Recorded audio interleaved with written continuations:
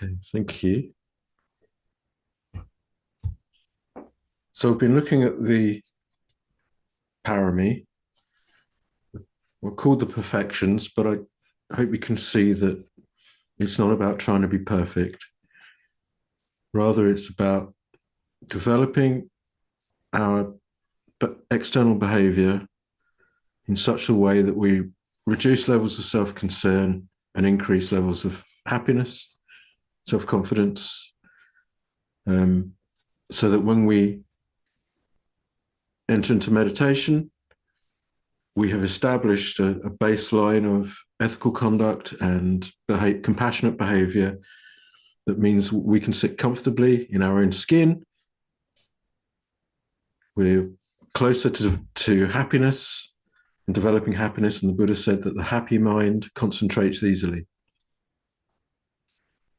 And really, that's the perfection of sila, of the ethical aspect of the path, is that we can sit comfortably in meditation with our conscience clean, clean conscience, and therefore be able to have fewer hindrances and be able to sit and calm and concentrate the mind and then turn it to the development of insight wisdom. And last week we were looking at renunciation. So firstly, I was wondering how you were getting on with developing the parami, because this isn't just a talking shop. Intellectual appreciation doesn't change anything. It's got to come from the heart. It's got to be real. So if you have any observations you'd like to make about what you've discovered in the last couple of weeks with developing renunciation, then please do use the raise hand icon at the bottom of your screen. And then when we do chat, if you could remember to unmute, that would also be very, very helpful. So how have we got on with renunciation? Well, Peter's first out of the blocks. Hello, Peter. Nice to see you. Hi, Paul. Nice to see you too. How have you been getting on with these intelligent sacrifices? Well, not too bad actually, and I was in a situation where it was to my advantage to do that because a kind of a real life situation where, to cut a long story short, my bike was stolen and kind of conned out of me, really, a guy that was intending to buy it. And he tricked me into really be interested in it and said he just wanted to ride it down the road to check it, and if I could hold his expensive Mac laptop that he had under his arm and make sure I could look after it while he was testing my bike, which fooled me into trusting him. And then he just disappeared. And he'd been trying to contact me for several weeks, this guy, coming to where I live and asking neighbours and that where I was, if I was interested in selling my bike, and I was. Anyway, he stole my bike, and it was hard not to have a lot of ill will going, and a lot of vengeance, I suppose, rose up in my mind. You know, I did the right thing, sort of socially. I went and reported it, gave the police a picture of the bike, told him what happened. And then I found out where this guy used to frequent. And I actually saw him there one day, and I surreptitiously took a picture of him so I could send it to the police as well. And I gave all this information, and I've left it for them to deal with.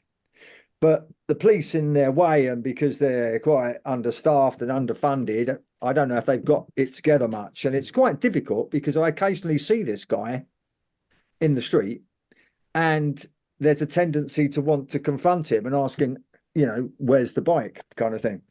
And but I'm restraining doing that because I kind of fast forward the videotape, and in my head about what might happen if I do that. He could deny it, or it could get physical or whatever. So I just let the police do their thing.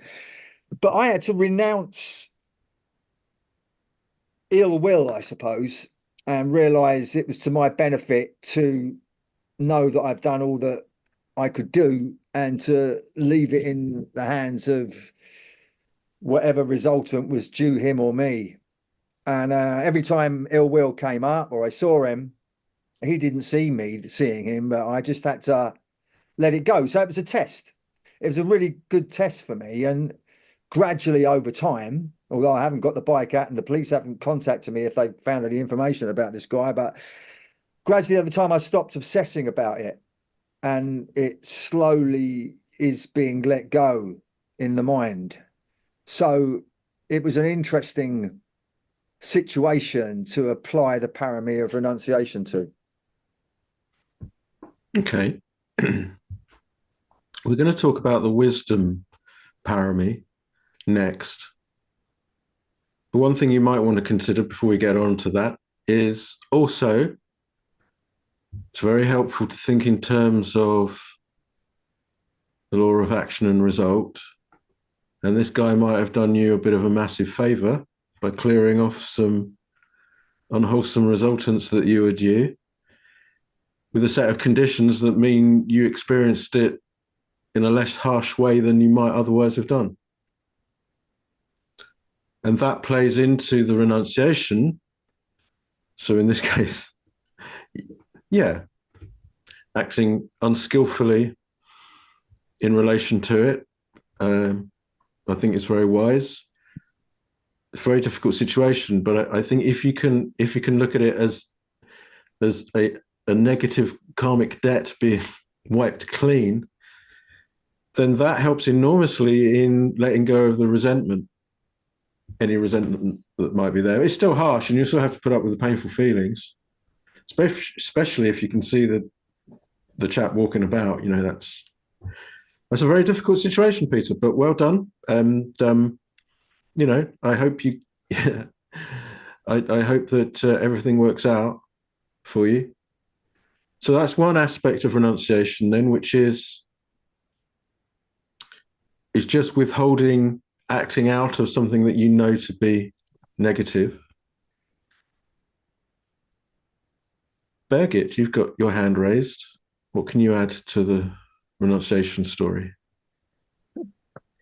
I'm not sure whether I got the right hang of renunciation, but just in comparison to the other two parami we've been practicing so far, like renunciation to me felt more like a friend, as the other two parami felt more like a critical judge, where I was never sort of coming up to scratch. So But that's nothing inherent in the parami, is it? no, I know that, but it just feel like you were talking about that tablecloth, and if you're sort of pulling on one parami, you sort of have all the parami trailing after it, and it just felt like an easier parami, maybe for me. Okay. Do you have an example of that? I'm not so sure whether my example is actually that right. Like it was going through my mind mostly during seated practice, to be honest, and just sort of when there was a tendency, like to maybe, I don't know, go down a road of like a sort of narrative road and stuff, and then just thinking, hang on a minute, no, don't do that. Okay. Well, one thing I did mention, which is that the parami really are about activities that we perform outwardly. It's unquestionably the case that in developing the parami outwardly, we find that they have their counterpart within seated practice. And so that if someone practices renunciation externally, then the internal renunciation of things like certain storytelling, narrative, mental formations that we're going for in the meditation, it's easier to let go of those. But we are really talking about the things we do externally with renunciation. What is it that we're renouncing? Well, it seems to me that we're renouncing a lot of it is about renouncing our comfort. So if so we have to be letting go of something of our own, and this it does lead into the other parami, for instance, energy parami, which we'll come on to. It's like, well, if you're going to go out of your way for this other person, we're not talking about big, dramatic, idealistic, flag waving actions. We're talking about going out of your way, I don't know, to go and buy somebody a takeaway. But in having to go and buy someone a takeaway for them, you have to go out of your way. There's a certain amount of discomfort in having to get up out of your chair and move and go and do. So there is a sacrifice involved on some level. And again, it's like you don't have to go looking for these things. The opportunities naturally arise if you're paying attention, if you're practicing mindfulness. So there is if it's a sacrifice, if it's an intelligent sacrifice, there's a knowledge that something comes back that is greater than the thing that you have to sacrifice. Yeah. That's the nature of renunciation. Lucy, you have an observation. I was wondering if every time I or anyone kind of sits down to meditate, it's practicing renunciation, because most of the time I don't want to meditate. There's other things I'd rather do, especially on a Friday night. I have to leave my cozy spot on the sofa to go upstairs and sit down and meditate. And I know all I want to do is rot on the sofa on Friday. But yeah, it occurred to me it's particularly on a kind of, I don't know, a non-work day where I just don't really want to, because I guess I see meditation as work to some extent. But yeah, it's putting myself away from something I would prefer to do kind of at first glance, to go and sit and close my eyes, but knowing that, the reason I'm doing this is because ultimately it's kind of definitely worthwhile. Okay, so let's just consider that for a moment, because it is absolutely the case that meditation is a renunciation. What happens? What is the result of not making that renunciation, not going to meditating, going and meditating, and instead vegging out on the sofa, compared with the act of renunciation, letting go of that comfort, parking yourself upstairs and doing your meditation for half an hour? Comparatively, what is the experience? Well, I definitely wouldn't feel good about not doing it. There'd probably be feelings of guilt.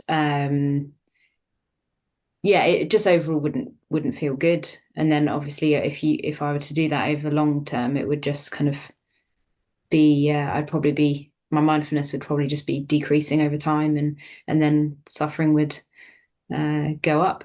But how do you feel about having completed a meditation when you didn't feel like doing it?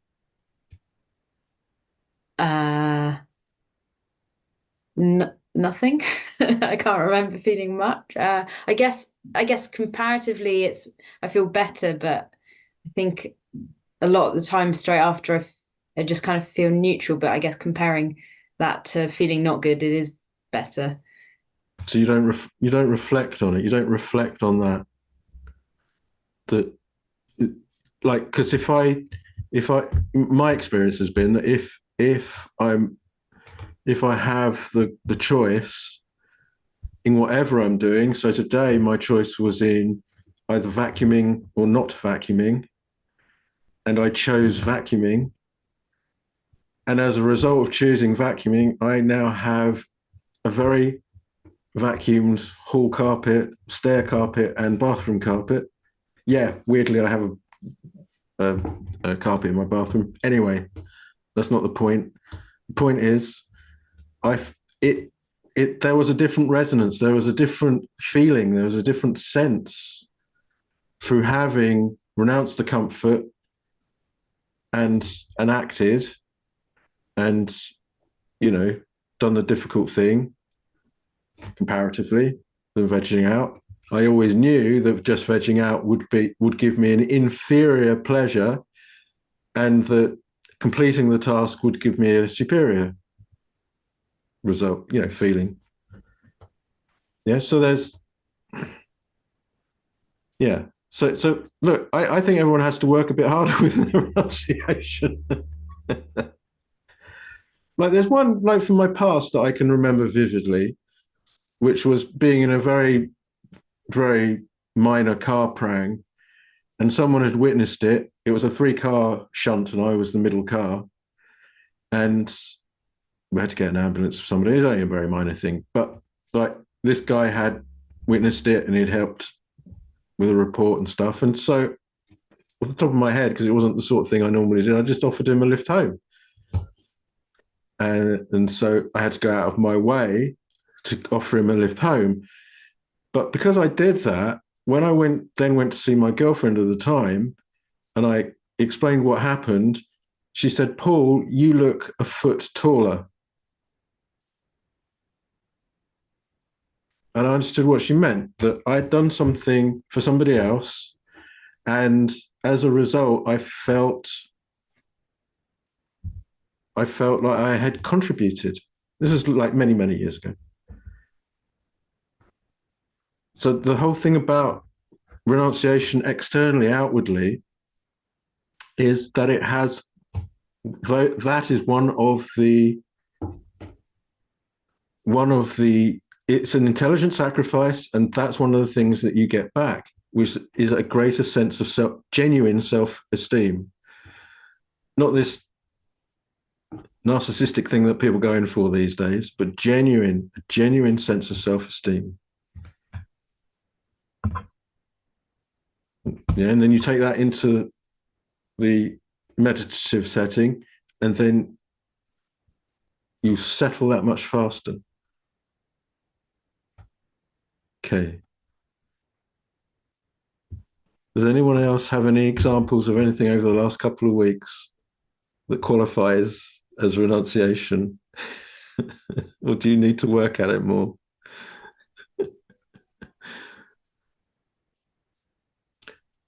Alex? Alex. Hi. Hi, nice to see you. Nice to see you too. I actually wasn't here last week because I couldn't, or last 2 weeks, I couldn't attend. Mm-hmm. But you're talking about having given a lift home to someone reminded me, because I recently got my first car, and it's really nice actually to help. You have this new ability. Like I'm a university student, so most people don't have cars, and they have to walk home. Some people live far away, and it's really cool to have this new ability and to actually use it for something that's not just for you, like to use it to help other people. It really does make me feel good and useful. And I've always sort of done that, I think. When you have some sort of ability, like to like anything that stands out, if you can teach, if you're good at physics, for example, like then you can use that to teach people physics, dedicate your time to that, dedicate your time to helping other people, use that. It's always been, I guess, I think that does qualify as renunciation, because instead of using it for your own benefit, you use it to benefit other people. And it's definitely Parami. It's always been fantastic. Yeah. It's definitely Parami. It's always been fantastic. The renunciation would be to help somebody else with their, helping them with the subject. You have to expend your energy. You have to give up your time. Yeah, you have to give up something of yours. Yeah. You have to be willing to give the information that you've gained through your hard work, and then you're willing then to communicate that to others. Whereas some people will say, "Well, no, you do the work." It's like you get the knowledge, and you're saying, "No, I'm prepared to share it." So all that past effort you're laying on the table and saying that is open for others to gain from as well. So it's generous. There's an expenditure of energy. There's if you're driving people places, then that you've got to use petrol. And there's wear and tear on the car. Again, it's your time, taking your time for the benefit of other people. It all It all fits in. So, Alex, great stuff. And it just reminds me that I think perhaps you're just not reflecting carefully on the couple of weeks, because I imagine for all of you, there have been umpteen times when you have actually practiced renunciation. Perhaps you're just not aware of it. Perhaps Giuseppe can shed some light on this matter. Giuseppe, you just disappeared. Where have you gone?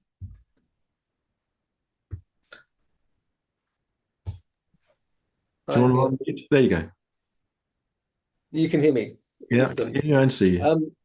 Right. So yeah, I did. Well, the first thing I wanted to say, renunciation. I like to mention two things specifically. So yeah, I definitely, a large part of my time when I get my own personal time to sit on the sofa and meditate, it's, sacrilege, or I don't know what the word would be, but extremely aggressively protected in a probably the incorrect way. But I will, the minute I sit down to meditate, sometimes someone will walk in and they'll want something.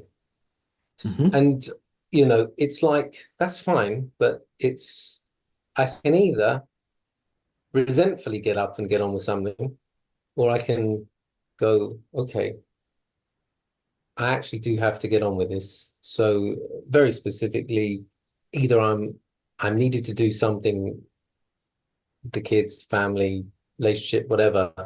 And it's helpful momentarily to see that as a strange take on renunciation. But what I'm actually renouncing, I think, is the ill will and the resistance to the way that I think potentially, I would like things to be. What about renouncing your idea of what meditation is? Yeah. Because why can't that interruption be part of the meditation? Why does it have to be excluded? Yeah. Why do you have to create this dichotomy between meditation and not meditation? Yeah. Because you could, yes, you have to get up. Yes, you have to go and talk to somebody. Yes. But why is it regarded as something separate? Why can't it be included? Because it's transient.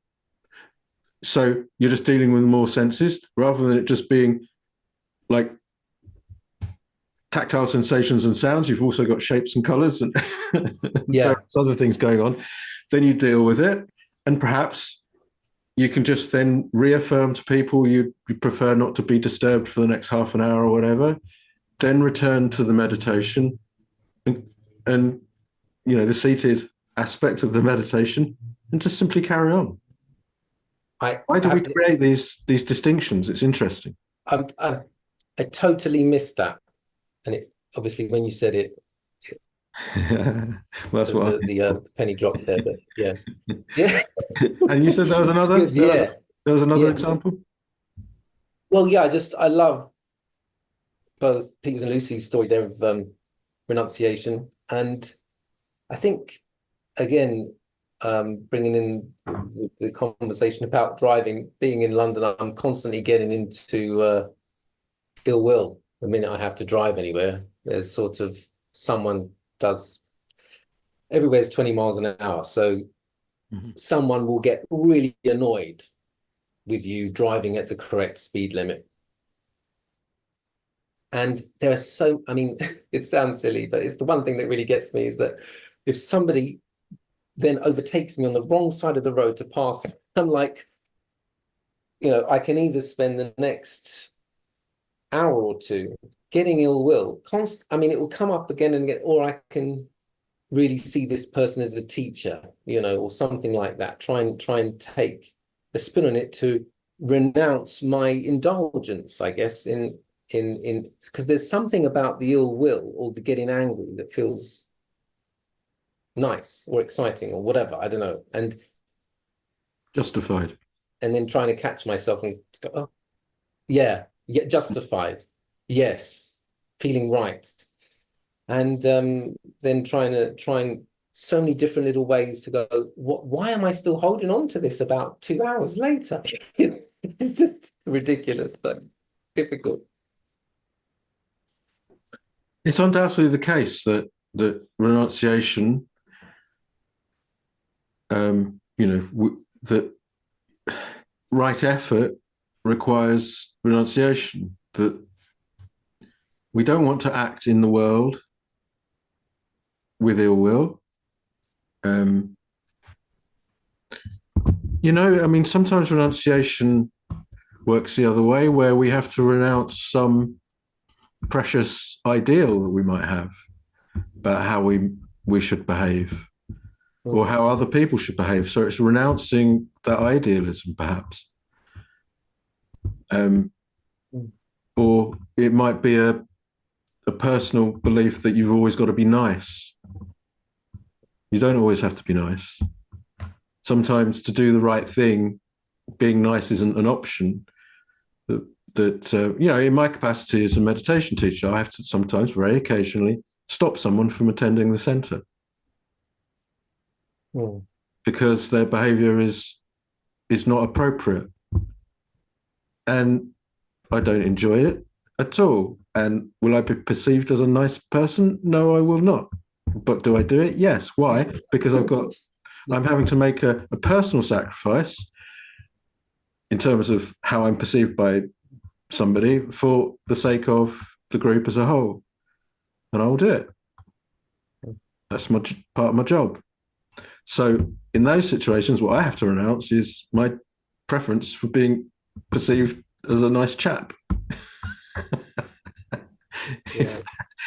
And that's only my assumption that that's the starting position for people. So, but you like to think that people think you're nice, don't you? But there are occasions when something else is more important, and so you have to renounce that perception. So it can work in many different ways. Thanks, Giuseppe. Thank you, Paul. But isn't it good that roads are 20 miles an hour and residential places? I mean, that's good, isn't it? Because we don't want people getting run over. I thought that was the point. But what do I know? Jason, hello. You have a renunciation story? I have, but I just realised as I was thinking about it that it was more of an internal renunciation rather than external. Is that not really suitable for this? Oh, come on. Whatever. Yeah, because it's all because it's like I'll go back to the same point. It's like what we're learning. It doesn't mean that you had to have 2 weeks rammed full of just the most incredible renunciation of things. It's just that as you're going along, there are opportunities to be of service, to help, to be kind, to be supportive, and within those actions, there will be an aspect of renunciation. Has to be somewhere. Like if you're generous, there is a renunciation, isn't there, involved in that generosity? You're renouncing something of your own, and that will be mirrored when it comes to meditation. So please go ahead. Actually, just as you were saying that, I did actually think of an external one. Okay, but it was just. I was just on the bus, and I have a friend who's in quite a bad way because he has motor neurons disease, and I've just been visiting him, every couple of weeks when he's free, or we just hang out and have a chat, and I must admit initially I wanted to do it because I just wanted to help him out, but it sort of turned into a thing where I just enjoy hanging out with him, really, just as a friend. But we had a day, and he invited me to go and see cricket at Lord's. No, at the Oval. It was at the Oval. Okay. And we just had a thing on the bus where it just his disabled chair had to go in this space, and there was a guy with a buggy, and it just sort of just got a bit awkward. The situation got a bit awkward, and I just tried to make it a bit easier for my friend just by easing the situation a bit with so sort of renouncing my self-consciousness, I guess, in that situation, just saying it's okay, look, this can do, just to make the people around who are a little bit sort of tense happy. And I think I said something like, look, we can, with a bit of teamwork, we can make this okay, sort of thing. And then, within a few minutes after that, the atmosphere definitely sort of lifted, and there definitely there was a feeling of sort of togetherness, if you like, on the, it's a sort of a small thing, but. So you renounced the comfort of anonymity in that situation. Exactly, because part of me wanted to sort of go, oh, this is awkward, I'll just sort of keep my head down, and Yeah, so a lot of this really is it's not so much what the activity is, and I'm absolutely sure everyone has acted with renunciation, but it's just identifying what the renunciation is in the action, rather than thinking, well, I haven't been practicing it. And there was the other one that I'd thought of originally was I was just on a train, and I was kind of meditating on the train, but I was feeling a bit sort of grumpy, and I had that sort of wrong effort thing going on of sort of trying to sort it out, and I tried for a long time, and I just wasn't getting anywhere. And I actually said, which is unusual for me, but I actually said, you know what, I haven't managed to sort of sort this out. I'm just going to drop it for a minute, because I don't mind admitting that it hasn't worked, my strategy. And then within a few seconds after that, I thought, God, I actually feel quite happy now, And so renouncing the sort of wish to sort of sort it out and get back on an even keel and all that actually proved much better than the efforts I'd been putting in. I mean, and if you then extrapolate that back out into outward behavior, how much of the world is a confused mess, because everyone is trying to solve things. And might it be useful for more people to renounce solving things and just let things be a little bit more? Yeah. So yeah, that's a very interesting, it can sort of mirror back out into the way that we deal with life. Do we always have to go in there and solve things? Yeah. Might it be possible sometimes just to let things be? Maybe that's where the renunciation is. Thanks, Jason. Ellen. Hi, Paul. Hey. Completely supporting what you just said about it's really about being aware and noticing. I didn't get this at all until this conversation. And maybe in my daily round, a simple example would be walking my dog. So sometimes when it's time to walk the dog, it's like no renunciation at all. It's like, I'm there. I want to walk the dog. It's really fun. Off we go. Sometimes it's a bit of a drag of like, but I'm about to start cooking, but how do I no, oh, fine. I have to walk the dog. Can you not walk yourself this time? Yeah. So it's just, I can now on reflection, I can absolutely see there are two distinct ways I can approach that. And one involves renunciation of my time or whatever I was about to do that was also important to me. And I give that time to her at that time. That's important. Versus sometimes there isn't any renunciation and I'm doing something that's super fun.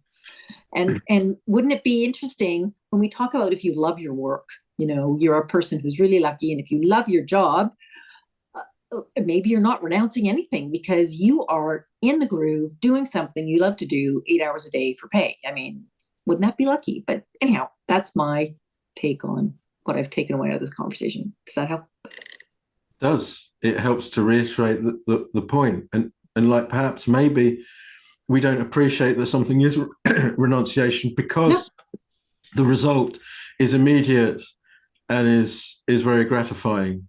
And so we just take it as just me enjoying myself. But you still have performed an act of service. So even though you're enjoying, taking your dogs on walks and, that kind of thing, it doesn't often it doesn't feel like renunciation, still there is an element of renunciation in there. So, okay.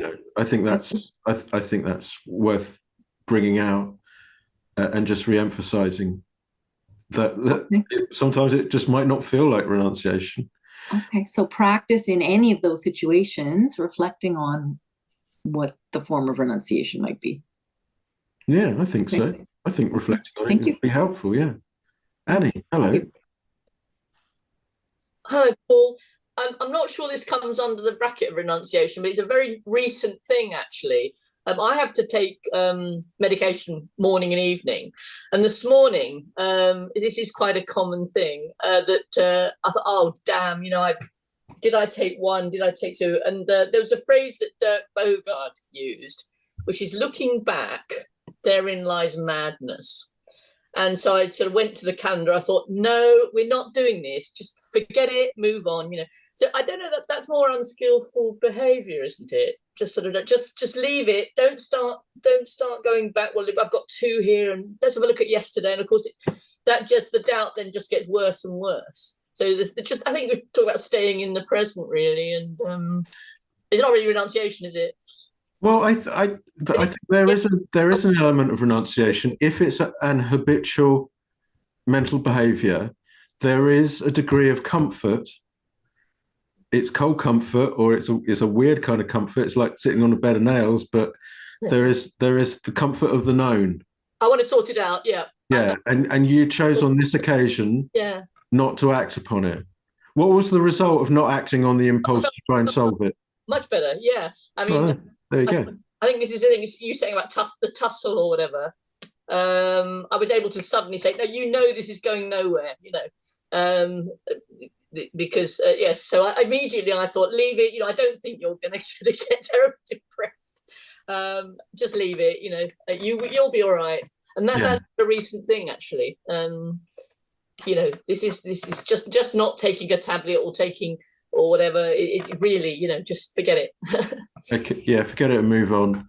Yeah. And I think with all of this, it's like we don't need to sweat on, clear definitions of things. If your experience is such that, that there was an aspect of behavior, either external or internal, that is habitual, or you didn't want to do something and then you ended up doing it, or you wanted to do something and you restrained acting upon it, it's still good to reflect on, and it's still good to see where the comfort was, what it was that was being given up, and what was the result of giving up that thing. It all counts. Everything that you've talked about this evening from everyone, it still counts. Yeah. Les. Yes, Paul.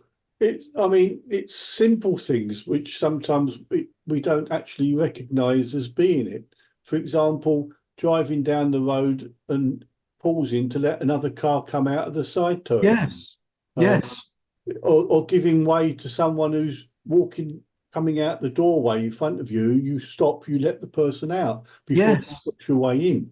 Yes, that's the sort of thing. Yeah. Yeah, it's just basic things which you don't necessarily recognise that you're actually doing anything.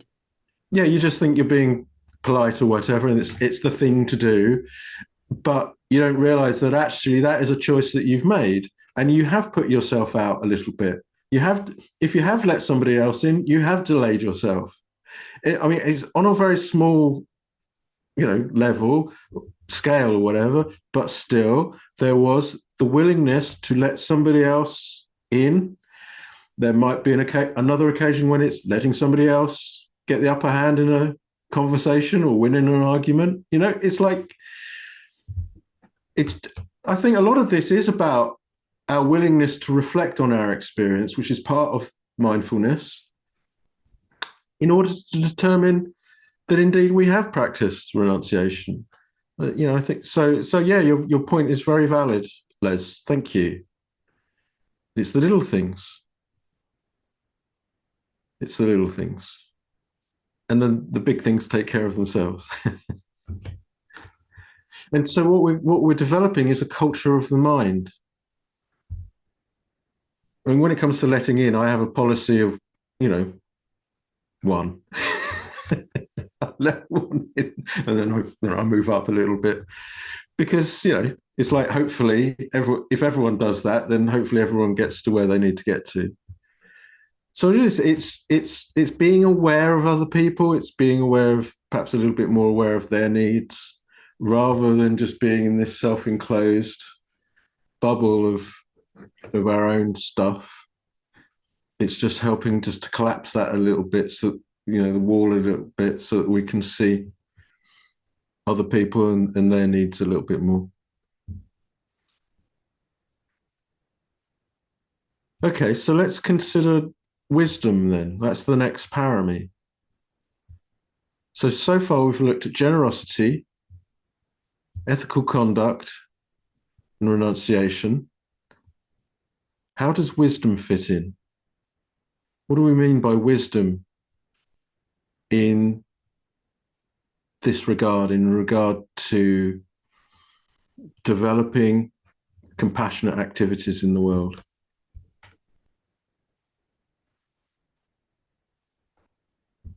What might be one of the standout aspects of mundane right view that the Buddha talks about that we can immediately use?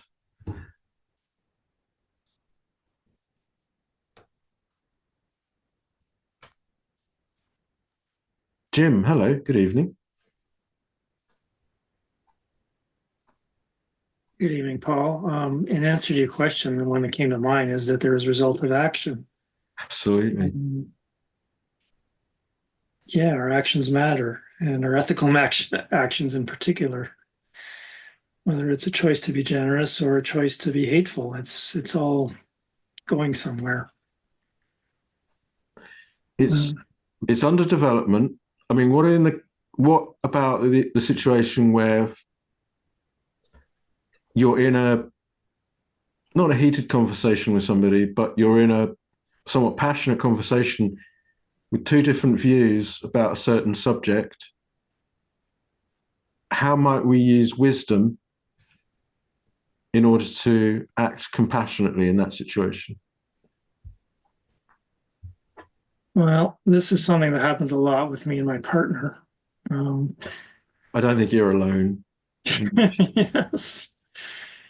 Recognizing when there's any ill will in the mind, and not acting on it. Recognizing when there's attachment to view, and learning that just telling her this is the correct view isn't going to work. Hopefully sympathetically listening to her. Sorry, I keep using the word her, but this could apply to anyone. Yeah.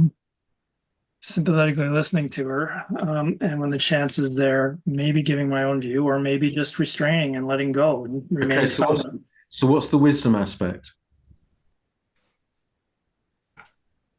Knowing your own your own motivations and acting or not acting on them.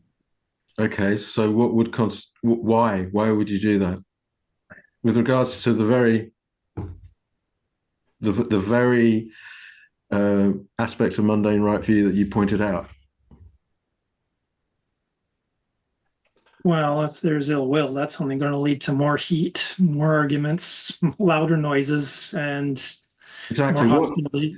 What if you know the other person is doing ill will as well?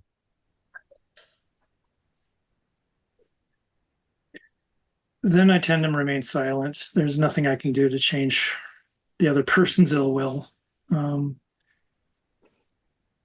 So what happens to the argument? It dies out. She has her say. Eventually she tires of it and moves on. Okay, so there's an aspect of renunciation there, isn't there? Absolutely. Born of the knowledge that my actions have results, born of the knowledge of the current state of my mind and intention. On this occasion, it seems like the skillful thing to do would be to diffuse the argument by allowing somebody else to have their say, perhaps, and then, perhaps just going, well, that's very interesting. Oh, do you fancy a cup of tea? That's skillful. That's wisdom. You haven't told them that they're wrong. You haven't lost the argument. You've gained a cup of tea. So there's generosity. There's the renunciation of feeling the need to win the argument, because mostly they're trivial, aren't they? Like politics, religion, trivial stuff. Sure. But so it's just being able to assess the situation and making intelligent decisions based on that, knowing that our actions have results. And everything you were talking about being mindful and being aware of your internal mental states is all part of that too. Absolutely. All right, sure. Yeah.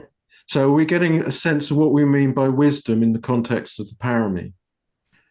Like I say, if you pick up one bit of tablecloth, the whole tablecloth with everything on it comes with it. So so for instance, like with the example of Les's about letting somebody in from a side road onto the main road in front of you in a queue, that has an element of wisdom about it. It has an element of wisdom which says, well, I mean, it's one of these trite things, but it's true. If I behave in the way that to others in the way that I would like to be treated, if I'm in a side road and somebody flashes their lights to let me in, I genuinely feel very grateful, and you know, and to think that, okay, well, I can return that favor by doing that. We know that those kinds of behaviors, that those are very socially skillful behaviors, even with somebody we don't know, just a random person in their car. It's that kind of like higher level appreciation of what we're doing. That's the wisdom aspect of the parami. It seems to me, anyway. Thanks, Jim. Les. I was going to say it's acting with a greater understanding, a greater perception of what's actually taking place beyond your own interest. Yes. Your own immediate interests. Yeah. And so bearing the needs of others. Yeah, very, very good point. And it can take many forms. I mean, sometimes it's like doing your duty. Sometimes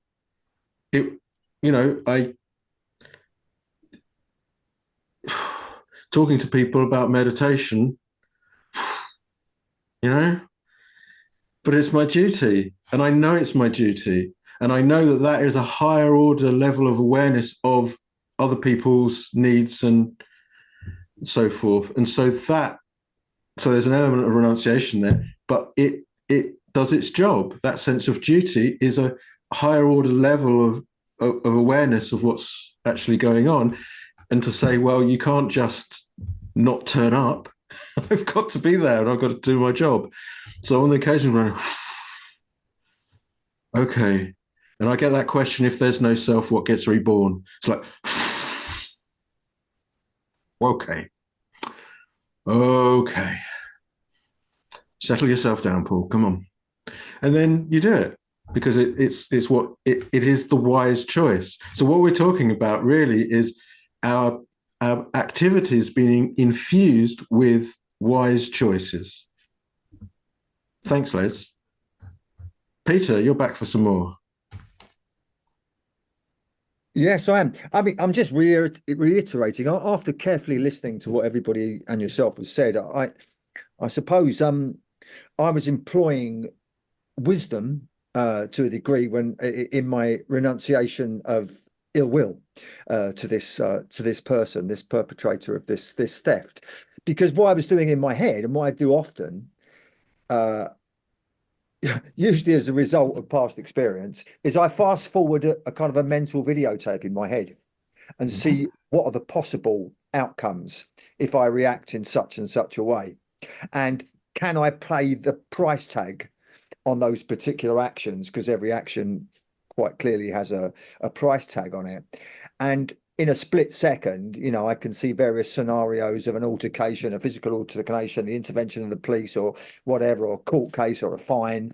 And I think, no, this isn't a good idea. And it's knowing that, you know, it's knowing, as you said, the mundane right view of action has results. And interesting love it about all the other paramis sort of tapped in that, you know, in that situations where I was restraining ill will.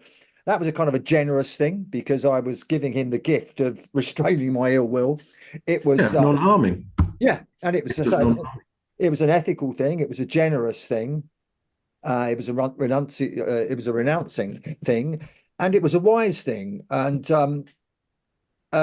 in those moments when I can fast forward the videotape, it makes me more likely to have a better informed choice of how I choose to respond to a situation rather than have a kind of a reflex reaction to a situation instead of a response, because I know the possible outcomes that might occur.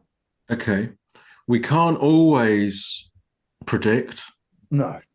And another aspect, I think, of wisdom is the willingness to reflect and the openness to error and making mistakes and finding out from experience. Because sometimes this whole thing of when to step in and when not to step in, it's not always clear cut, shall we say.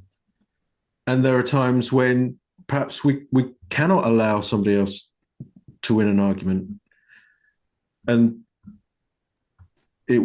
that would be the inappropriate thing. And so it's messy. Being a human being is a messy thing. And are we always supposed to interject in a situation? Is it always the case that we always have to break up two other people that are in a combustible situation? And so we have to be willing to make mistakes as well. That, I think, is part of the wisdom parami, is the being open to the fact that we will get things wrong, we will make the wrong choice, but if we're reflective, we can learn from it. Yeah. Thank you. Lucy.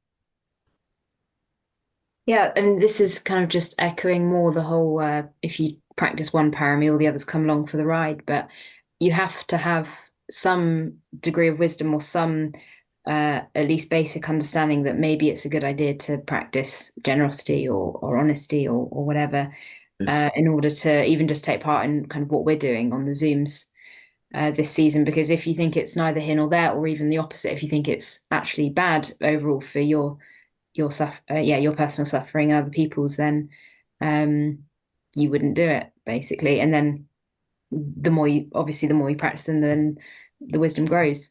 So it's just really, it's just all very, very, very intertwined. Yes, very good point. And I would like to say that everyone who's contributed this evening is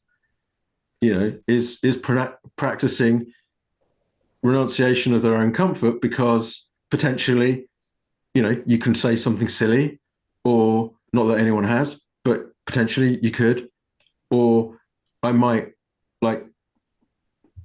say you're wrong or something. And, so in that sense, to actually be willing to contribute, essentially you're saying there is a greater purpose than my comfort, which is we've got a Zoom meeting to do and Paul needs some input, and okay, I'm willing, so I renounce, that aspect of myself that wants to just stay nice and safe, and I'm willing to take a risk. And hopefully there is a tremendous result that comes from that willingness to put your head above the parapet. Jason, you're very familiar with putting your head above the parapet. It was just, but I was thinking about what you were saying about how, and I guess it relates to the rule and ritual aspect of things, where you might sort of say, oh, it's good to back down in an argument and make that a rule. And I was just thinking about sometimes the wisdom thing can be that reflection of, like, is there a sense of compulsion in this, or is it actually coming from an open place? And sometimes checking that, at least for me, just checking, am I being compulsive here, or can actually help you choose the right one? If you're feeling that compulsion to do it, then I question it. Yes, that's a very good observation. And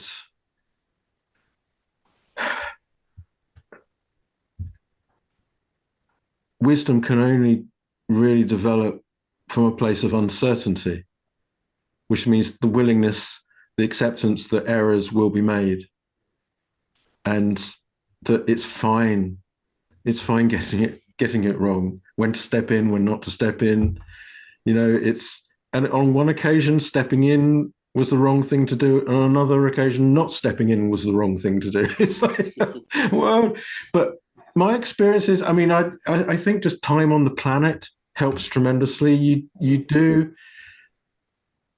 as you get older, you do make more intelligent decisions based on sheer bitter experience sometimes, but you do. And so really what we're talking about is just speeding that process up by making ourselves more aware of it, more conscious of it. And if you realize that whatever the result is, it doesn't define you, that helps tremendously to be able to accept that, oh, in that situation, that was probably the wrong thing to do, but I'm going to need more patterns. But when you're coming from an imposed pattern, you're not really seeing what's there. And it's only when you're uncertain as to what's there that you're really paying attention. When to say and when not to say. I generally go for a kind of pattern. I wait until there's sufficient pattern of behavior externally, so I can definitely say, oh, right, now I need to say something.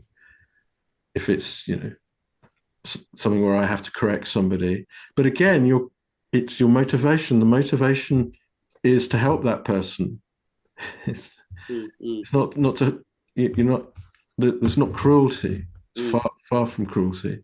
And sometimes when the sort of compulsion is there, it's like there isn't space for that helping. You're just like on automatic, really. Yeah. Not really. There's no space around what you're doing. Yeah, it's attachment to rule and ritual. This is how I keep my idea of myself nice and safe. I do this every time. But it doesn't take into account changing supporting conditions. And life is made up of changing supporting conditions. And so we become it becomes compulsive. We do it in exactly the same way every time. And in that sense, there is no renunciation. Yeah, there's no intelligent sacrifice at all.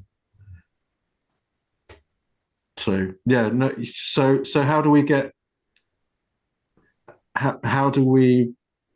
deal with that attachment to rule and ritual of doing it in a compulsive way then?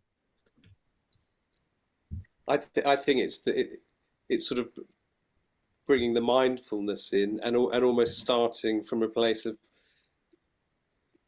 putting aside your conclusions about the situation and just listening without an agenda, and then usually then the right thing naturally comes up. You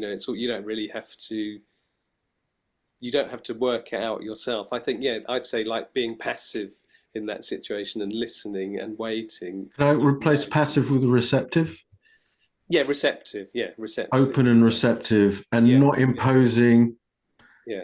I mean, it's so tempting to say, I know, I understand this situation. I know what this is, what's unfolding. When in actual fact, you don't. Yeah. Yeah. Because again, it's the safety thing. We want to be safe. We want to be certain. But that's deadening. Whereas when you're not certain of what the story actually is, then you pay more exquisite attention to what's unfolding. Then life gets very, very interesting. Very interesting indeed. And yes, it is interesting. There is a natural response which will come. But like you say, you have to be in that lovely open receptive state for that wiser choice to ultimately be made. Thanks, Jason. Really helpful. Natalie, good evening. Yeah. Hi, Paul. Yes, I'm just hearing what you just said about rule and ritual and looking at wanting safety, and that's been a favorite of mine, and it's come up a lot recently. It's probably always been there, but I've well, absolutely. I'm more aware of it. Yeah, I'm absolutely aware of it, especially as there's lots of changes going on for us at the moment, financial changes and things like that, and some legal work, and it's really kind of like I'm looking at so many of these things where my pattern has always been to be very kind of panic-stricken by it all, especially paperwork and things like that, legal work, and what you were saying about looking at each different thing as it comes up, because there's always been a tendency and a pattern for me to feel sort of overwhelmed, and just then start to get quite irritable, and ill will comes up as well, and a tremendous desire to control everything. And because I've become so aware of this pattern and how exhausting it is, and how I really do not want to carry on doing this, because if I am seeing it now as being given to me, if you like, as something to say, get around this one. And so I'm starting to look at each individual thing that comes up, and looking at it for its own merits. And right. Okay. This is a very interesting thing you're pointing out, which I think is, don't know if you meant to do it, but it's very helpful with regard to the development of the Parami as a whole. Why are we here? Yeah. What is the human realm for? And from a Buddhist perspective, it's to develop wisdom, mundane wisdom, development of the Parami and how to be harmless in the world, and insight wisdom, right? Two complementary but different forms of wisdom. So from a Buddhist perspective, we're here to get wiser. So everything that happens to us can be seen from that point of view as, oh, this has been given to me because I need to learn about this. Absolutely. Yeah. And that is an extremely intelligent and wise way to operate, because it means that your fundamental relationship to legal paperwork, instead of being one of, oh, I can't, well, it's too much for me, it's too bad, is to say, oh no, this has been given to me as part of my journey, to develop my wisdom. Okay, so I've got to learn to set aside all those concerns and just look at what is actually being asked of me. And we all know, every one of us knows what it's like to just get even if it's just a questionnaire or something, it's like, oh my God. But you break it down, you learn wisely to break it down into little sections, and you go through it sentence by sentence or whatever, and gradually you make sense of it. And so it is wise to have, as part of your view structure, a sense of this being one realm of an infinite variety that is specifically set up in order for us to learn all this kind of stuff. Yeah. And so you've got the other main aspect of the Buddha's mundane right view, rebirth. It's like, oh, okay, this isn't forever. I'm not going to be confronted with legal paperwork forever. Let's deal with it now on its own merits and observe and acknowledge the resistances that cause us to close the mind down and tell ourselves that we can't do it, and instead open up to it and take it patiently. And you start to recognize that you can do that with other people, other situations. You can start seeing what you're presented with as an opportunity to develop wisdom. Yeah. It's that.